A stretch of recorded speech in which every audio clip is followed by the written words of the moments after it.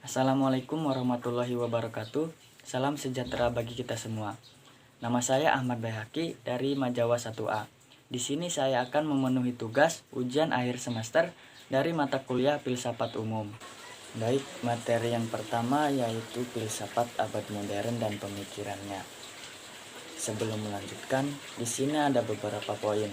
Poin yang pertama yaitu pengertian filsafat modern, sejarah dan perkembangannya, dan aliran dan pemikiran filsafat modern.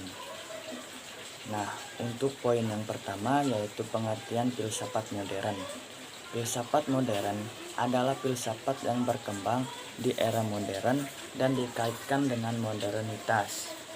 Kefilsafatan sebelum masa modern adalah kefilsafatan yang bercorak tradisional yang bisa diartikan sebagai berfilsafat dengan cara-cara lama.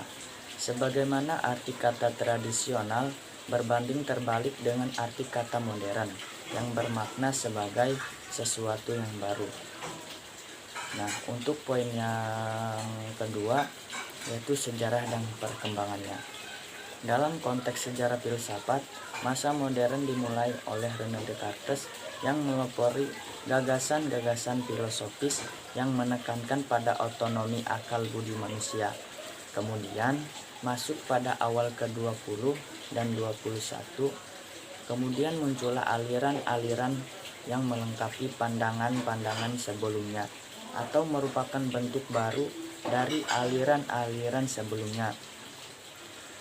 Nah, sejarah filsafat modern berada di tengah lintasan sejarah filsafat barat, dan pada masa itu di mana filsafat menemukan otonominya. Titik pusat diskusi sejarah filsafat modern yakni transformasi otonomi rasionalitas manusia. Dalam abad pertengahan, filsafat mempunyai pertalian erat dengan teologi. Konsekuensinya, filsafat dan ilmu pengetahuan pada umumnya sulit meloloskan diri dari pengaruh-pengaruh teologis. Konsekuensi yakni ilmu pengetahuan semakin berkembang dan mendapatkan tempatnya sendiri, terlepas dari filsafat maupun pandangan teologi. Nah, dan yang poin selanjutnya atau poin terakhir yaitu aliran dan pemikiran filsafat modern. Aliran yang pertama yaitu empirisme. Empirisme adalah aliran yang menjadikan pengalaman sumber pengetahuan.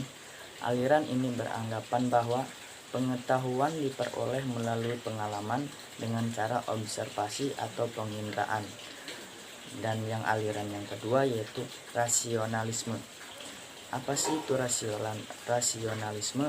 Rasionalisme adalah paham atau aliran yang berdasarkan rasio atau ide-ide yang masuk akal. Pada zaman ini, hal yang khas bagi ilmu pengetahuan adalah penggunaan yang eksklusif daya akal budi atau rasio untuk menemukan kebenaran. Nah, yang ketiga yaitu kritisme. Kehadiran aliran rasionalisme dan empirisme sangat bertolak belakang dari tujuan semula. Immanuel Kant berusaha menawarkan perspektif baru dan berusaha mengadakan penyelesaian terhadap pertikaian itu dengan filsafatnya yang dinamakan kritisme. Kedua-duanya berakar dalam struktur subjek sendiri. Memang ada suatu realitas terlepas dari subjek yang mengindra, tetapi realitas tidak pernah dikenalinya. Nah, materi yang selanjutnya yaitu tentang filsafat postmodern dan pemikirannya. Di sini juga ada beberapa poin. Poin yang pertama yaitu pengertian postmodern, sejarah filsafat postmodern, deskripsi umum filsafat postmodern, dan tokoh pemikiran filsafat postmodern. Masuk ke poin yang pertama yaitu pengertian postmodern. Postmodern berasal dari dua kata, yaitu kata post dan modernis. Istilah post di sini bisa diartikan pasca atau setelah, bisa juga diartikan tidak. Jika post diartikan setelah, postmodernisme merupakan gaya berpikir yang lahir sebagai reaksi terhadap pikiran modernis yang dianggap mengalami banyak kekurangan dan menyebabkan berbagai masalah kemanusiaan. Nah, yang kedua yaitu sejarah filsafat postmodern. Postmodern pertama kali muncul di Perancis sekitar tahun 1970-an. Pada awalnya, postmodern lahir terhadap kritik arsitektur, dan harus kita akui, kata postmodern itu sendiri muncul sebagai bagian modernitas. Arsitektur menyebutkan postmodern sebagai upaya untuk mencari pluralisme. Gaya arsitektur setelah ratusan tahun terkurung satu gaya, ketika postmodern mulai memasuki ranah filsafat, post dalam modern tidak dimaksudkan sebagai sebuah periode atau waktu, tetapi lebih merupakan sebuah konsep yang hendak melampaui segala hal modern. Pemikiran postmodern ini mulai mempengaruhi berbagai bidang kehidupan, termasuk bidang filsafat, ilmu pengetahuan, dan sosiologi. Nah, poin yang selanjutnya yaitu deskripsi umum filsafat postmodern. Postmodernisme adalah gaya yang pernah dipopulerkan pada tahun 1970-an dan 1980-an, serta merupakan pertentangan dari desain modern yang minimalis, simpel, dan lugas. Dua ciri utama arsitektur postmodern adalah anti-rasional dan neoskultural. Budi Sukada 1988 menyebutkan ada 10 ciri arsitektur postmodern. Yang pertama yaitu mengandung unsur-unsur komunikatif yang bersifat lokal atau historik, membangkitkan kembali dengan historik, berkonteks urban, menerapkan kembali teknik ornamentasi bersifat representasional, berwujud metaforik, dihasilkan partisipasi, mencerminkan aspirasi umum, bersifat plural, dan bersifat elektrik. Nah, yang selanjutnya yaitu tokoh dan pemikiran filsafat postmodern. Ada beberapa tokoh yang bisa disebut mewakili era postmodernisme. Tokoh yang pertama yaitu Jean-François Lyotard, Michael Foucault, Jacques Derrida, Jean Baudrillard, Frederick Jameson. Oke, langsung saja ke materi yang selanjutnya yaitu filsafat barat kontemporer. Langsung saja ke poin yang pertama yaitu status filsafat barat kontemporer. Nah, latar belakang munculnya filsafat barat kontemporer yaitu pertama kali muncul di Perancis, Jerman, dan Inggris pada abad ke-20. Kemunculannya itu merupakan suatu bentuk kritik terhadap perkembangan filsafat pada abad modern. Kritik utama yang dimunculkan itu adalah dekonstruksi terhadap rasionalisme yang telah begitu didewakan dalam membangun kebudayaan dunia barat. Nah, karakteristiknya yang pertama yaitu mengagungkan nilai-nilai relativitas dan mini narasi. Yang kedua, memiliki kecenderungan yang beragam dalam pemikiran. Yang ketiga, mengkritik logosentrisme filsafat modern yang berusaha menjadikan rasio sebagai instrumen utama. Yang keempat, berada pada jalur holistik dan dekonstruksi. Yang kelima, bebas menggunakan teori, menanggapi, dan mengkritik selama kebebasan tersebut original. Di dalam filsafat barat kontemporer ada pilar-pilar. Nah, di dalam pilar-pilar tersebut yaitu seperti etika, fenomenologi, eksistensialisme, antropologi atau filsafat kebudayaan, dan hermeneutika. Di dalam filsafat barat kontemporer ada yang namanya filsafat analitik. Nah, di dalam filsafat analitik itu ada poin-poinnya. Poin yang pertama, memahami filsafat bahasa, relasi filsafat dan bahasa, dan fungsi filsafat terhadap bahasa. Nah, di dalam filsafat analitik ada beberapa teori. Teori yang pertama yaitu atomisme logis Russell, yang kedua Wittgenstein 1, yang ketiga positivisme logis, yang keempat Wittgenstein 2. Nah, Poin yang selanjutnya yaitu dekonstruksi epistemologi filsafat modern. Ada beberapa poin. Poin yang pertama strukturalisme, yang kedua fenomenologi, yang ketiga eksistensialisme, yang keempat pragmatisme, yang kelima postmodernisme, dan yang terakhir yaitu filsafat Islam. Materi yang selanjutnya yaitu dasar filsafat Islam. Langsung saja ke poinnya. Pengertian filsafat Islam. Filsafat adalah ilmu yang mempelajari dengan sungguh-sungguh hakikat kebenaran segala sesuatu serta seluruh fenomena kehidupan dan pemikiran manusia secara kritis dengan logika yang sistematis. Upaya ini tidak hanya dengan melakukan eksperimen-eksperimen dan percobaan-percobaan, tetapi dengan mengutarakan problem secara persis, mencari solusi untuk memberikan argumentasi dan alasan yang tepat untuk solusi tertentu. Nah, untuk sejarahnya munculnya filsafat Islam, yaitu ketika datang ke Timur Tengah pada abad keempat Masehi, Alexander Agung membawa kaum militer tetapi juga kaum sipil. Tujuannya adalah bukanlah hanya meluaskan daerah kekuasaannya saja di Macedonia, tetapi juga menanamkan budaya Yunani di daerah-daerah yang dimasukinya. Untuk itu, ia mengadakan pembaruan antara orang-orang Yunani yang dibawanya dengan penduduk setempat. Dengan demikian, berkembanglah falsafat dan ilmu pengetahuan Yunani di Timur Tengah. Nah, di antara para filosofi Islam yang lahir di wilayah timur adalah Al-Kindi, Al-Ghazali, Al-Farabi, Ibnu Sina, dan lain-lain. Poin yang selanjutnya yaitu filsafat Islam di dunia Islam di wilayah Barat. Di antara para filosof Islam yang lahir di Barat adalah Ibnu Rushd, Ibnu Bazzah, dan Ibnu Tufail. Yang selanjutnya perkembangan filsafat Islam di abad modern. Filsafat Islam di abad modern mulai berkembang sejak abad ke-19, tepatnya antara 1850 sampai 1914. Ketika muncul kebangkitan Nadhah atau Renaissance Islam, inti dari kebangkitan ini adalah upaya mengejar ketertinggalan Islam dari kemajuan peradaban Eropa. Kesadaran ini dimulai dari Syria, kemudian berkembang di Mesir. Kemajuan peradaban Eropa membuka mata umat Islam untuk merevitalisasi hajanah, pemikiran klasik, termasuk filsafat.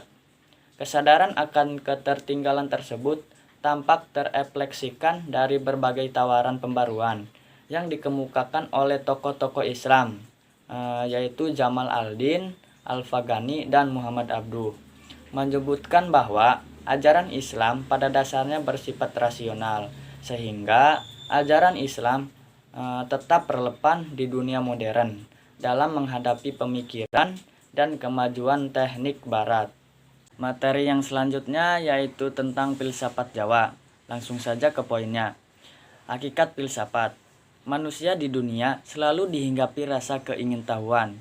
Berfilsafat didorong untuk mengetahui apa yang telah kita tahu dan apa yang kita belum tahu. Demikian juga berfilsafat berarti mengoreksi diri, semacam keberanian untuk berterus terang seberapa jauh sebenarnya kebenaran yang dicari telah kita jangkau. Penggolongan filsafat. Filsafat dapat digolong-golongkan menjadi beberapa poin. Yang pertama, metafisika. Sesuai dengan pernyataan Casop, istilah metafisika dipergunakan di Yunani untuk menunjukkan karya-karya tertentu. Aristoteles mendefinisikan sebagai ilmu pengetahuan mengenai yang ada sebagai yang ada, yang dilawankan, misalnya yang ada sebagai yang dipergerakan atau yang ada sebagai yang dijumlahkan. Yang kedua, ontologi. Ontologi merupakan bagian dari filsafat yang paling umum. Ontologi merupakan metafisika umum yang mempersoalkan adanya segala sesuatu yang ada. Yang ketiga, epistemologi. Epistemologi merupakan bagian atau cabang filsafat.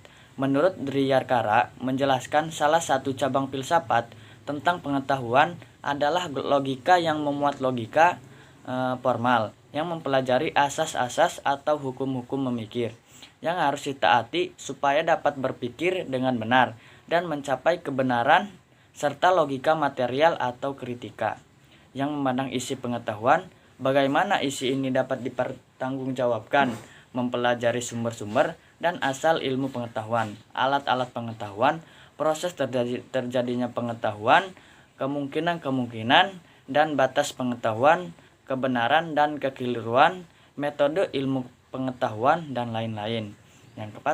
Yang keempat, aksiologi. Cabang filsafat yang mempelajarinya muncul untuk pertama kalinya pada paruh kedua abad ke-19. Plato telah membahas secara mendalam dalam karyanya bahwa keindahan, kebaikan, dan kedustaan merupakan tema yang penting bagi para pemikir sepanjang zaman. Nah, pokok-pokok filsafat Jawa. Yang pertama, budaya Jawa dan filsafat Jawa. Kebudayaan adalah keseluruhan sistem gagasan, tindakan, dan hasil karya manusia dalam rangka kehidupan masyarakat yang dijadikan milik dari manusia dengan belajar. Kebudayaan berasal dari kata Sanskerta, yaitu budhaya, yang merupakan bentuk jamak dari budhi, yang berarti budi atau akal. Kebudayaan dapat diartikan hal-hal yang bersangkutan dengan akal. Poin yang selanjutnya yaitu filsafat Jawa. Menurut Cipto Prawiro menyatakan terdapat perbedaan yang dalam antara sistem-sistem filsafat Barat dengan ungkapan-ungkapan atau renungan-renungan filsafat Jawa yang sering bersifat fragmentaris dan kurang nampak adanya hubungan yang jelas. Senantiasa hanya merupakan sarana untuk mencapai kesempurnaan, suatu langkah ke jalan menuju kelepasan atau bahkan mencapainya. Satu-satunya jalan bagi manusia untuk sampai kepada tujuan akhirnya justru didapatkan dalam filsafat timur, bahwa kearifan tertinggi yang merupakan puncak filsafat adalah pengetahuan tentang Tuhan, tentang yang mutlak dan hubungannya dengan manusia. Yang poin selanjutnya yaitu dasar-dasar filsafat Jawa. Dasar-dasar filsafat Jawa dapat dilihat dari 4 bangunan, yaitu filsafat, metafisika, ontologi, epistemologi, dan aksiologi. Yang pertama, filsafat metafisika dalam filsafat Jawa. Metafisika berasal dari bahasa Yunani, yaitu metata, fisika, yang berarti hal-hal yang terdapat sesudah fisika. Metafisika digunakan baik untuk menunjukkan cabang filsafat pada umumnya, maupun untuk menunjukkan cabang filsafat yang mempelajari pertanyaan-pertanyaan terdalam. Metafisika dapat didefinisikan sebagai bagian pengetahuan manusia yang bersangkutan dengan pertanyaan mengenai hakikat yang ada yang terdalam. Yang kedua, ontologi. Sebagaimana dijelaskan sebelumnya, bahwa ontologi merupakan bagian dari filsafat yang paling umum. Ontologi dalam filsafat Jawa misalnya dapat dilihat dalam serat Centini yang berangkat dari kenyataan yang sungguh-sungguh ada untuk memaparkan segala pengetahuan Jawa yang dapat digunakan sebagai induk semua pengetahuan Jawa dalam gubahan cerita yang dituangkan dalam bentuk tembang agar tidak menjemuk tetapi menyenangkan pendengar. Yang ketiga, epistemologi dalam filsafat Jawa. Nah, sudah dijelaskan sebelumnya, disebutkan bahwa epistemologi merupakan bagian atau cabang filsafat. Yang selanjutnya yaitu aksiologi dalam filsafat Jawa. Penjelasan sebelumnya sudah dijelaskan bahwa aksiologi adalah ilmu pengetahuan yang menyelidiki hakikat nilai yang umumnya ditunjukkan dari sudut kefilsafatan. Aksiologi dari Yunani yaitu aksios yang berarti bernilai, berharga, dan logos berarti kajian tentang analisis atas nilai-nilai untuk menentukan makna, ciri, asal mula, corak, ukuran, dan kedudukan epistemologinya. Materi yang selanjutnya yaitu materi tentang dasar filsafat logika. Langsung saja, pengertian logika dan macam-macamnya. Pengertian logika secara etimologis Logika berasal dari bahasa Yunani yang memiliki arti sebagai hasil pertimbangan akal dan pikiran yang diutarakan melalui kata yang dinyatakan dalam bentuk bahasa. Logika juga merupakan salah satu cabang dari filsafat. Nah, untuk macam-macam logika, dalam teorinya ada dua jenis logika. Di antaranya, yang pertama, jenis logika alamiah. Jenis logika ini adalah kesatuan dalam sistem kerja pada komponen jiwa manusia yang dinamakan akal. Nah, yang kedua, jenis logika ilmiah. Jenis logika ini menyangkut dengan proses perumusan prinsip dalam konteks pengetahuan dan termasuk juga dalam perumusan hukum dan sains. Nah, di dalam materi dasar filsafat logika ada pengertian term dan jenis-jenisnya. Nah, untuk pengertian term adalah kata atau kesatuan kata-kata yang dapat dipergunakan sebagai subjek atau predikat dalam sebuah proposisi logika. Nah, untuk jenis-jenis term, dalam buku pengantar logika tradisional ada 7 kelompok jenis term. Nah, yaitu term bersahaja dan term komposit, term khusus dan term umum, term kolektif dan term non-kolektif, term konkret dan term abstrak, term positif dan term negatif dan privatif, term absolut dan term relatif, term konotatif dan term non-konotatif. Nah, di dalam materi dasar filsafat logika ada pengertian predikat dan jenis-jenisnya. Untuk pengertian predikat, menurut KBBI, predikat mempunyai arti bagian kalimat yang menandai apa yang dikatakan oleh pembicara tentang subjek. Selain itu, predikat merupakan bentuk tindakan atau kegiatan yang sedang dilaksanakan oleh subjek. Nah, jenis-jenis predikat dalam kalimat tunggal ada 5 jenis, yaitu yang pertama, predikat kata benda, yang kedua, predikat kata sifat, yang ketiga, predikat kata kerja, yang keempat, predikat kata bilangan, yang kelima, predikat kata benda. Nah, poin yang selanjutnya yaitu pengertian definisi, macam-macam definisi, dan syarat-syarat definisi.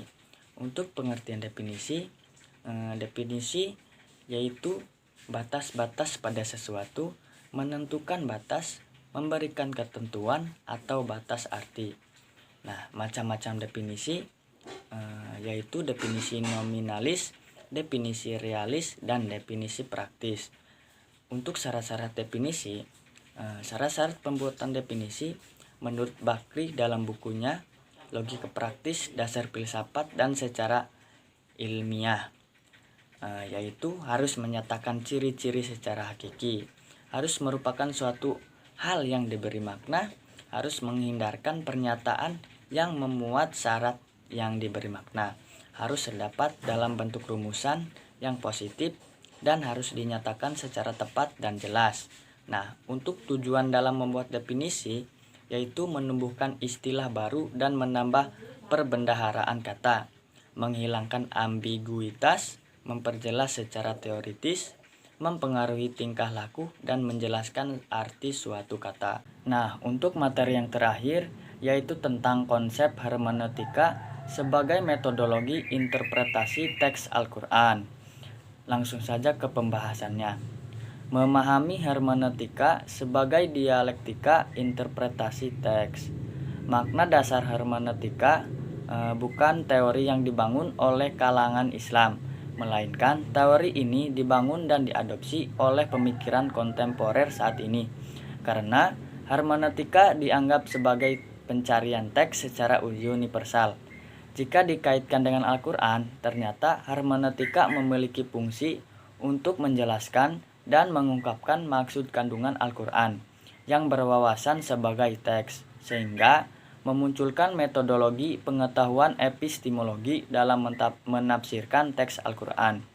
Jika kita menelusuri hermeneutika sebagai alat-alat metode sekaligus teori untuk menafsirkan ayat-ayat Al-Quran, ternyata memiliki beberapa penelusuran terhadap teks. Kajian hermeneutika berkembang sebagai sebuah usaha untuk menggambarkan teks, lebih khusus terkait mengenai pemahaman historis dan humanistika. Hermeneutika dalam aspek terminologi dan kerangka epistemologi merupakan alat sebagai metode interpretasi epistemologis baru yang digunakan untuk mengkaji asal-usul wahyu atau Al-Quran. Nah, untuk poin yang selanjutnya yaitu metode pendekatan hermeneutika dalam memahami teks. Poin awal mengeksplorasi gagasan mengenai makna adalah sebuah pemahaman bahwa Al-Quran adalah sebuah aksi komunikatif yang memiliki tujuan tertentu, sehingga tidak menjadi teori tafsir yang solid, yang sebenarnya merupakan metode reformasi dan perubahan dalam aspek pendekatan dalam kajian Al-Quran. Oleh karena itu, gagasan dalam pendekatan kajian terhadap Al-Quran yang ciri-ciri khas sebagai dialektika untuk membaca dan memahami teks, yaitu dengan melihat aspek historis turunnya ayat Al-Quran dan mencari nilai-nilai Qur'ani yang bisa direspon pada masyarakat saat ini. Poin yang selanjutnya yaitu aplikasi hermeneutika sebagai interpretasi teks. Secara spesifik, penulis menelusuri penafsiran Quraisy Shihab terkait penafsiran Islam Wasatiyah yang selama ini masih diperbincangkan. Quran Surat Al-Baqarah ayat 143 menjelaskan yang artinya bahwa dan demikian kami telah menjadikan kamu umat yang adil, dan pilihlah agar kamu menjadi saksi atas manusia dan agar Rasul menjadi saksi atas kamu. Dan kami tidak menetapkan kiblat yang menjadi kiblatmu, melainkan agar kamu mengetahui siapa yang mengikuti Rasul dan siapa yang membelot. Dan sungguh itu terasa amat berat, kecuali bagi orang-orang yang telah diberi petunjuk oleh Allah. Dan Allah tidak akan menyia-nyiakan imanmu. Sebagai legitimasi Islam Wasatiyah dalam Al-Quran, jika dicermati secara tekstual, ayat di atas memberi gambaran konsep Islam Wasatiyah adalah konsep umat yang adil. Quraisy Shihab mengatakan bahwa konsep umatan wasatan adalah masyarakat yang moderat, yaitu masyarakat yang tidak tenggelam dalam kehidupan materialis dan tidak juga membumbung tinggi dalam kehidupan spiritualisme. Nah, poin yang terakhir yaitu penelusuran hermeneutika sebagai interpretasi teks. Makna sebuah teks juga tidak lagi terikat kepada pembicara, sebagaimana bahasa lisan. Poin yang selanjutnya yaitu penelusuran hermeneutika sebagai interpretasi teks. Makna sebuah teks juga tidak lagi terikat kepada pembicara, sebagaimana bahasa lisan.